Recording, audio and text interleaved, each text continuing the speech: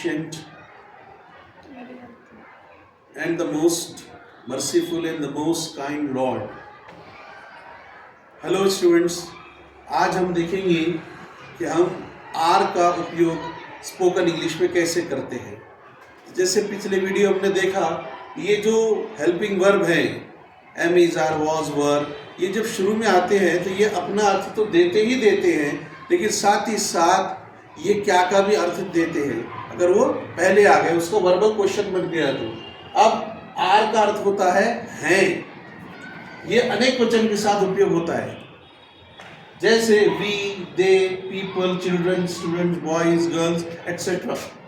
अब यहाँ पर हम उदाहरण देखेंगे। Are you a student? तो इसका उत्तर होगा yes I am a student. फिर दूसरा, अगर आपको ये देना है कि नो बोलना है, तो इसका उत्तर होगा no I am not a student. फिर दूसरा, इसमें क्रिया है are you studying in a college? क्या तुम कॉलेज में पढ़ रहे हो? तो उसका उत्तर जो पढ़ रहा है वो उत्तर देगा yes I am studying a college. नहीं अगर पढ़ रहा है तो वो कहेगा no I am not studying in a college. उसी प्रकार तीसरा वाक्य देखिए, are you interested in learning spoken English? क्या तुम स्पोकन इंग्लिश सीखने में इंटरेस्टेड हो? तो जो इंटरेस्टेड रहेगा वो बोलेगा yes I am interested in learning English. नहीं है तो बोलेगा no I am not interested in learning English. चौथा उदाहरण देखिए, आर यू ऑल राइट? क्या तुम ठीक हो? उत्तर होगा yes I am all right, या नहीं में no I am not all right. पांचवा उदाहरण देखिए, are you reading a book? क्या तुम किताब पढ़ रहे हो?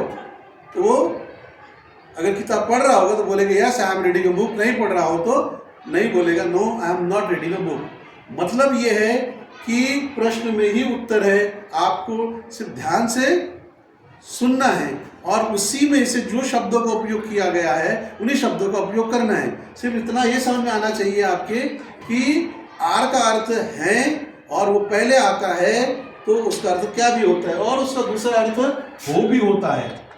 यदि वो एक के साथ अनेक के साथ है तो है होगा।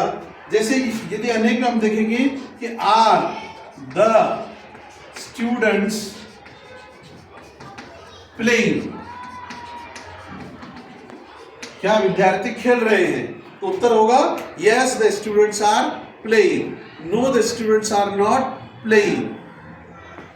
तो अनेक वचन है तो इसको भी होगा। जैसे यदि आप बैठे हुए अनेक लोगों से पूछ रहे हो प्रश्न, are you citizens of India? क्या तुम भारत के नागरिक हो? तो उत्तर में क्या बोलेंगे विद्यार्थी? Yes we are citizens of India. ये यहां पर यू का वी हो गया। तो ये इसी प्रकार से यदि आपको प्रश्न पूछना है हिंदी से इंग्लिश में, क्योंकि अब ये तो आपने पहले इसमें आपको प्रश्न देना समझ गए, अब आपको स्वयं प्रश्न करते आना चाहिए और प्रश्न आपको हिंदी से इंग्लिश में या उर्दू से इंग्लिश में इसी पैटर्न में बनाना पड़ेगा। आपको है क्या या हो क्या ऐसे प्रश्न बनाने। उदाहरण के लिए, क्या तुम्हें देर हो गई? ये प्रश्न पूछा टीचर ने। तो अंग्रेजी में आप इसको कैसे पूछेंगे? Are you late? ये होगा प्रश्न आपने पूछा। क्या तुम लिख रहे हो? तो इसकी अंग्रेजी उसी पैटर्न में होगी, आर यू राइटिंग?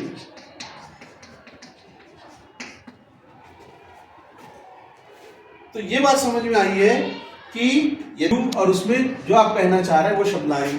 कोई क्रिया कर रहे हैं तो वो आपको लिखना पड़ेगा यहां पर। तीसरा उदाहरण इसमें हिंदी से